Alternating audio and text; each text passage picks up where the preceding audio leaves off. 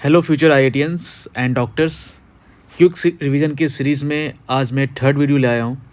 ये भी एक ऐसा टॉपिक है जो काफ़ी इग्नोर हो जाता है एंड दैट इज़ एक्सरे। ठीक है, अगर इसमें क्वेश्चन आता है तो 4 नंबर अपना फिक्स है। चलो फटाफट रिवाइज करते हैं। ओके, तो एक्सरे में सबसे पहले मैं स्टार्ट करता हूँ ईएम वेव से। ठीक है, EM waves. Okay, EM waves याद करने का तरीका क्या है? सिंपल है, राजा मामा इधर विजय उधर एक्स गया।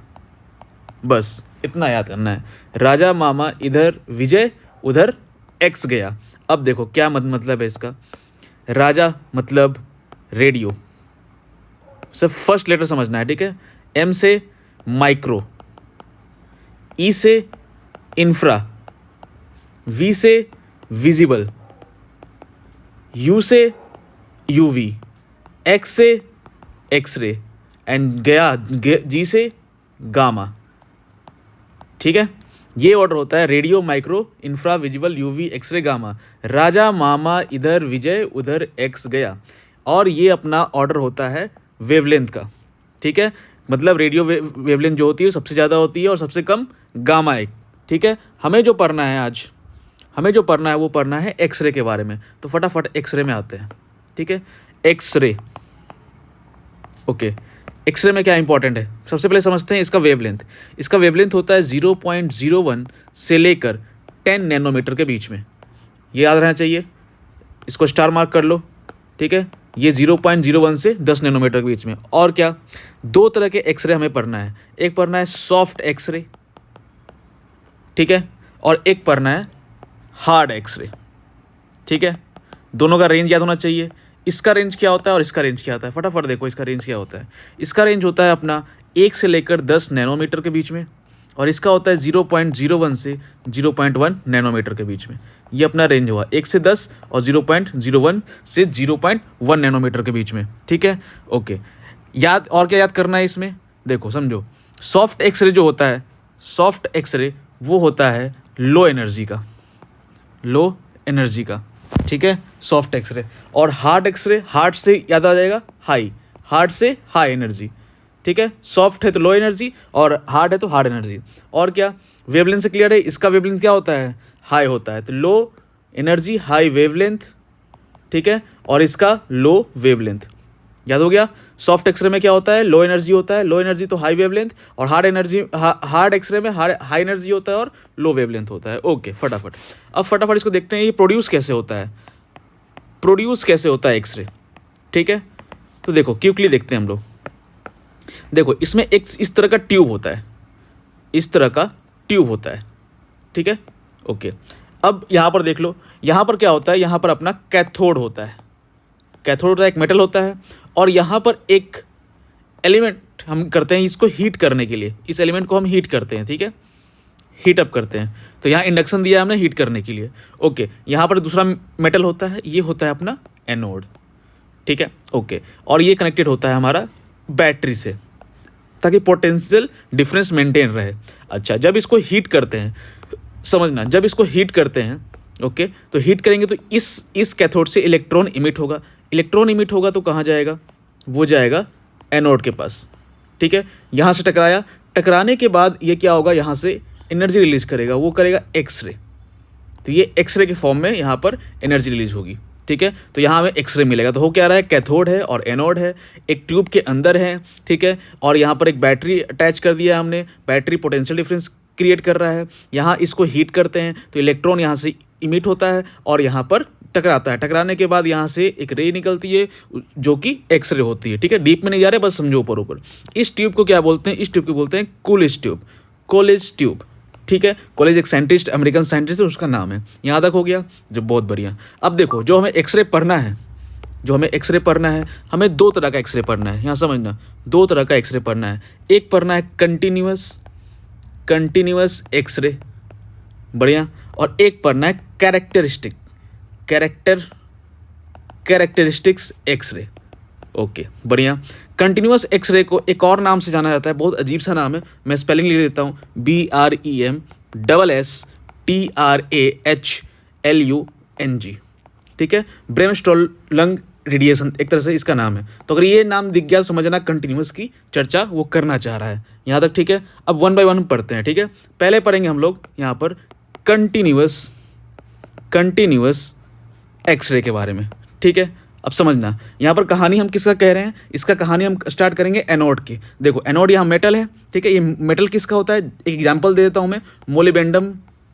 मोलिबेंडम होता है, उसका बना होता है जनरली, ठीक है। तो एक एग्जाम्पल दे दिया, ऐसे और किसी का भी बन सकता है। अभी मोलिबेंडम फेमस है तो ये याद रखना, ओके। अब मैं बना रहा हूँ एनोड, तो एनोड बना रहा हूँ तो मेटल को देखो, उसको हम बीच में क्या होता है, बीच में प्रोटॉन होता है, उसके ऊपर ये ऑर्बिट्स होती हैं, ये हमें पता है।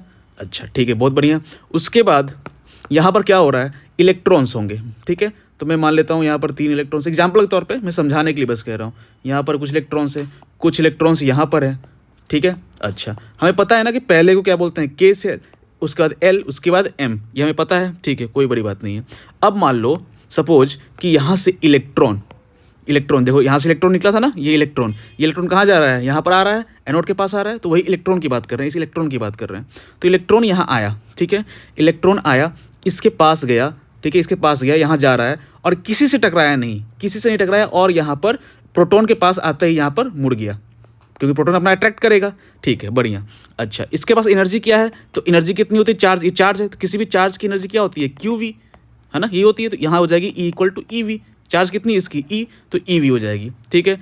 अब यहाँ पर ये एनर्जी कुछ लूज करेगा, तो यहाँ एनर्जी हो जाएगी E2, ये इसको मान ली E1 एनर्जी या E2।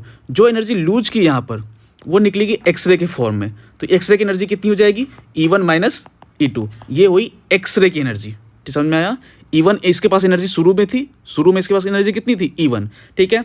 बिना किसी टकराया किसी से नहीं है, किसी भी एलिमेंट्स, किसी भी इलेक्ट्रॉन से टकराया नहीं है, और ये सीधा बिना टकराए गया, और प्रोटॉन जो है उसने उसको अट्रैक्ट करने की कोशिश की और इसी कारण वो बेंड हो गया। उसके बाद भी किसी से टकराया नहीं है ये।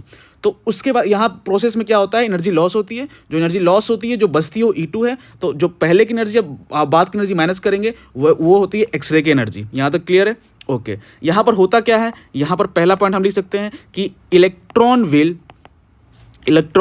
डी एक्सेलरेट हो रहा है, इलेक्ट्रॉन क्या हो रहा है, डी एक्सेलरेट हो रहा है, ठीक है, अच्छी बात है, ओके। और एंड क्या हो रहा है, प्रोडक्शन ऑफ एक्सरे, और एक्सरे फॉर्म हो रही है। यहाँ तक ठीक है, क्लियर है, ओके। इस एक्सरे जो निकला है यहाँ पर, ये एक्सरे जो निकला है यहाँ पर, उसकी एनर्जी कितनी है, तो उसकी एनर्जी हम क्या बात करेंगे, E1 - E2, ये उसकी एनर्जी है।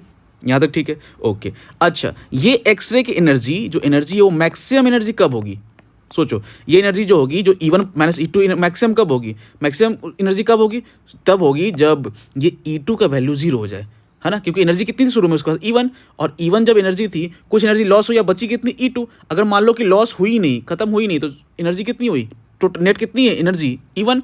तो E1 अगर फाइनल बचेगी इक्वल टू E1, मतलब ये 0 हो जाए, E2 0 हो जाए, तो उसके पास एनर्जी जो होगी क्या होगी, मैक्सिमम एनर्जी होगी, ठीक है। तो E2 अगर 0 होगा, इफ़ E2 0, देन जो एनर्जी होगी वो मैक्सिमम होगी एनर्जी, जो कि E1 के बराबर होगी, जो कि EV होगा। ये मैक्सिमम एनर्जी होगी उस एक्सरे की, किस एक्सरे की, कंटिन्यूस एक्सरे की। यहाँ तक ठीक है, ओके। यहाँ पर एक टर्म हम लोग पूछता है हमसे, वो पूछता है कट ऑफ वेवलेंथ, ठीक है। कोई बड़ी बात नहीं है, हमें पता है कि hc/E ये क्या होता है, लैम्डा होता है। तो अगर ये एनर्जी मैक्सिमम मतलब बता दिया मैंने, E2 0 हो, कोई लॉस नहीं हुआ हो, और ये E1 के बराबर हो, तो ये एनर्जी हुई, तो ये लैम्डा क्या होगा, मिनिमम। यही लैम्डा मिनिमम जो है वो कट ऑफ वेवलेंथ है, क्लियर है। तो हम लिख सकते हैं hc/ और E क्या होता है, ये भी निकाला हमने, क्या होता है E, EV, है ना, energy, Q × charge, Q × V, तो EV। तो hc/E ये क्या होता है, 12430 कर चुके हैं हम लोग ये एटम्स में, ठीक है। और V ये एंगस्ट्रॉम में होता है। तो ये अपने को याद रखना है, क्या याद रखना है, लैम्डा = hc/E, और E क्या होता है, EV। तो hc/E जो कि होता है 12430 याद रखना है, अपॉन V, इतना एंगस्ट्रॉम होता है, ठीक है। अच्छा अब ये देखो रिलेशन में, देखो इस रिलेशन को ग्राफ से एनालाइज करते हैं, ग्राफ भी बहुत फेमस है। ये रिलेशन को देखो कि ये रिलेशन क्या बोल रहा है कि अगर भैया लैम्डा मिनिमम को अगर बढ़ाएंगे, देन क्या होगा, एनर्जी मैक्सिमम घटेगा, क्लियर है। तो ये याद रखना है, ये रिलेशन याद रखना है, रिमेंबर, ठीक है, रिमेंबर, बहुत छोटी छोटी चीज़ें याद रखनी है। अब देखो ये ग्राफ कैसा होता है, जो बहुत एनसीईआरटी में भी दिया हुआ है, हर जगह दिया हुआ है। देखो ये है इंटेंसिटी और ये है लैम्डा, ठीक है। अब देखो यहाँ पर ये ऐसा कुछ ग्राफ होता है, ये इस तरह का कुछ ग्राफ होता है, ठीक है। अब देखो इसकी एनर्जीज कितनी होती है। मान लेते हैं इसकी एनर्जी 17 किलो वोल्ट है, ठीक है। इसकी पोटेंशियल 30 किलो वोल्ट है, ठीक है। इसकी 20 किलो वोल्ट है, यहाँ तक, ठीक है। अब देखो जैसे जैसे यहाँ पर क्या हो रहा है कि जैसे जैसे पोटेंशियल या एनर्जी की बात कर सकते हैं कि एनर्जी अगर क्या हो रही है, बढ़ रही है, एनर्जी क्या हो रही है, 20 थी, फिर 30 हो गई, और फिर कितनी हो गई, 70 हो गई। तो लैम्डा क्या है यहाँ पर, लैम्डा उससे क्या हो रहा है, कम हो रहा है। या लैम्डा क्या है, मिनिमम। यहाँ देखोगे, देखो 20 वाले की लैम्डा यहाँ है ना, 30 वाले की लैम्डा यहाँ है, 70 वाले की लैम्डा यहाँ है। तो इन्वर्सली प्रोपोर्शनल हुआ ना। लैम्डा क्या है, जिसकी हाई है 70 की, कितनी ज़्यादा, 70 क्या है, हाई पीक का है, लेकिन उसका लैम्डा क्या है, कम है।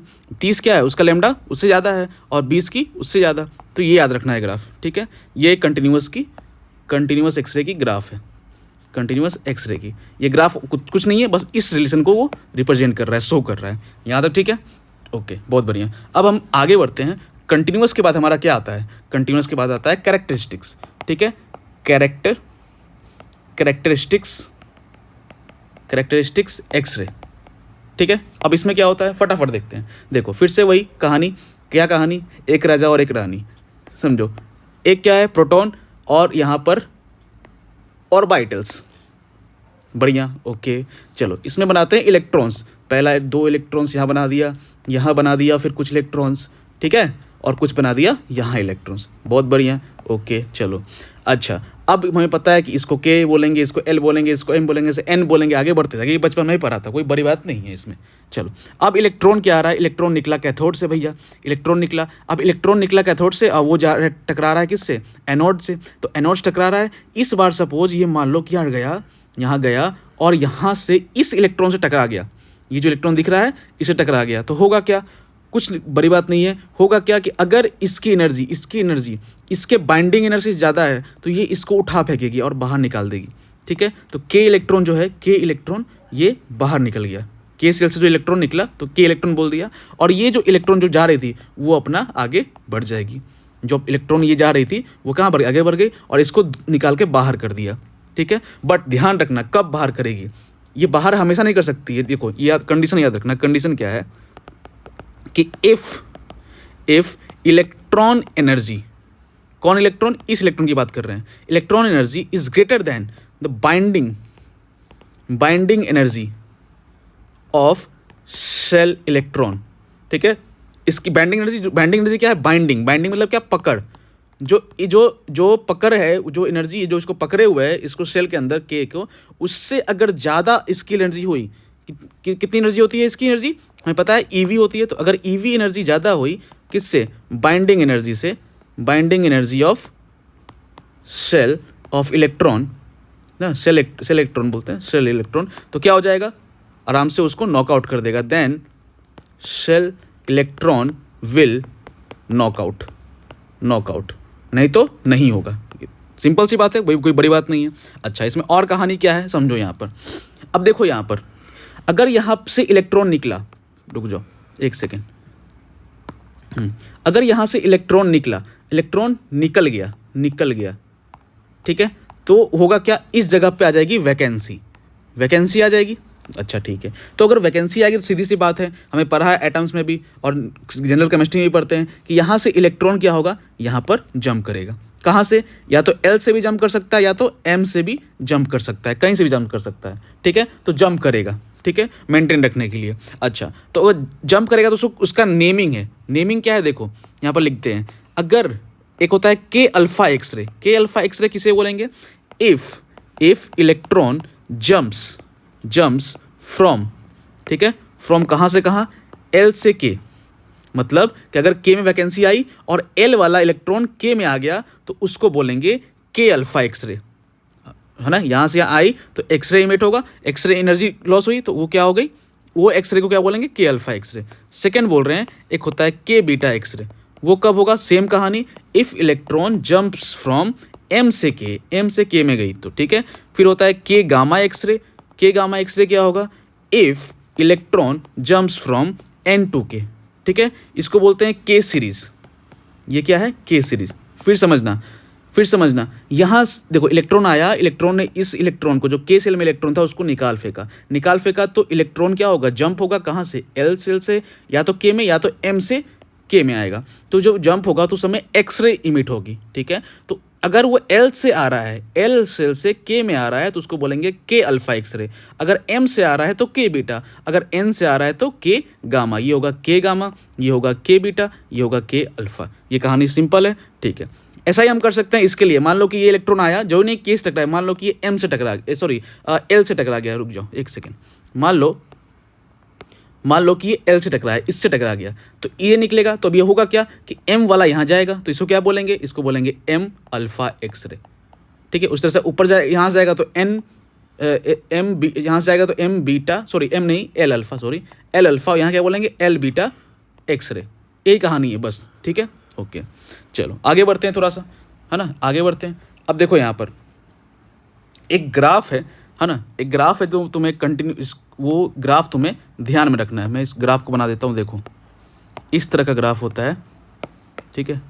यहाँ से ये हर एनसीईआरटी में, हर बुक में दी रहती है, तो मैं थोड़ा सा इसको प्रॉपर लेवल पे बनाता हूँ, एक सेकेंड रुको, है ना। ऐसा कुछ रफली बना रहा हूँ, ठीक है, समझ जाना क्या है, ठीक है। इस तरह ग्राफ दिखता है, तो इस तरह ग्राफ है, ये इंटेंसिटी वर्सेस लैम्डा की ग्राफ है। अब यहाँ समझना, देखो यहाँ पर क्या है, ये के बीटा को रिप्रेजेंट कर रहा है, ये के अल्फा को रिप्रेजेंट कर रहा है, ये एल बीटा को रिप्रेजेंट कर रहा है, और एल अल्फा को। इससे समझ जाना, इससे क्या समझना कि के बीटा की एनर्जी लेस होती है के अल्फा से, ठीक है। उसी तरह से एल बीटा की एनर्जी लेस होती है एल अल्फा से, ठीक है। ये याद रखना, ठीक है। और सेम बाकी को भी कंपेयर कर सकते हो, तो ये ग्राफ याद रहेगा, तो इस तरह के क्वेश्चंस हो जाएंगे, ठीक है। तो ये ग्राफ याद रखना, पहले बीटा आता है, फिर उससे ऊपर अल्फा, फिर नेक्स्ट वाले का बीटा, फिर अल्फा, फिर नेक्स्ट वाले का बीटा, और फिर अल्फा उसका, ठीक है। ऐसा बढ़ते जाएगा ग्राफ, समझ में आ रहा है, ओके बढ़िया। तो ये इंपॉर्टेंट है, इसको 2-3 बार देखो, एडजस्ट करो कि अगर थियरी वाले क्वेश्चन आएंगे तो दिमाग में बैठा लो इसको कि ये ऐसे होता है, बढ़िया, ओके।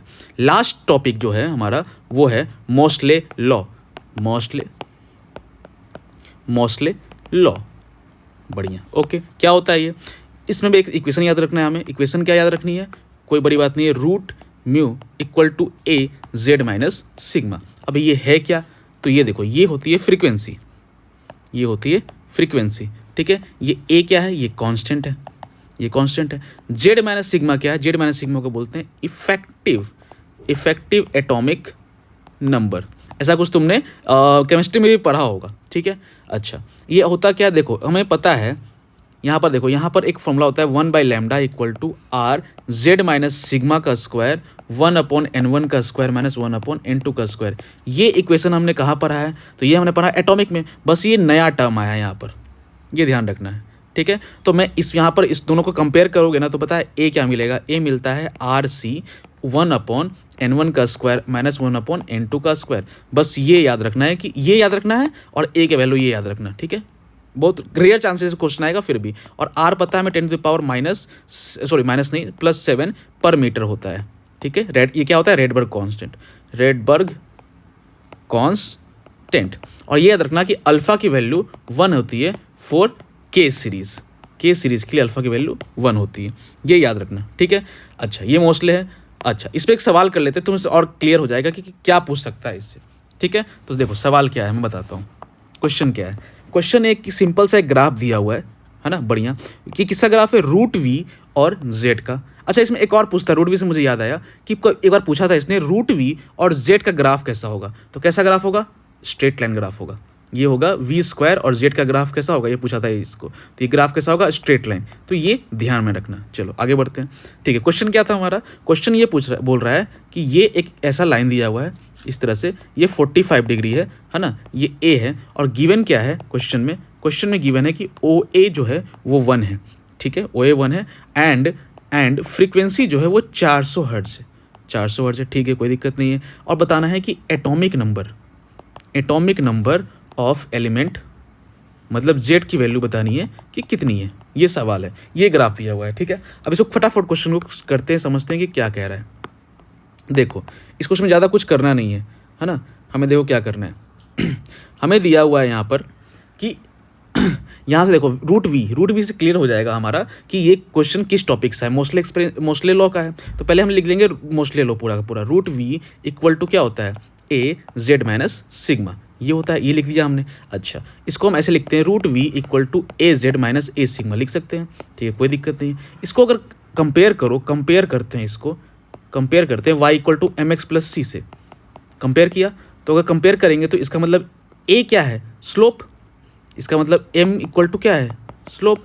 अब स्लोप है तो इस क्वेश्चन में जो दिया हुआ है डायग्राम उस समझो, स्लोप कितना होगा, tan 45, जो कि कितना आएगा 1, इस that means A equal to 1, तो एक वैल्यू निकल गया 1। समझा यहाँ तक, ठीक है।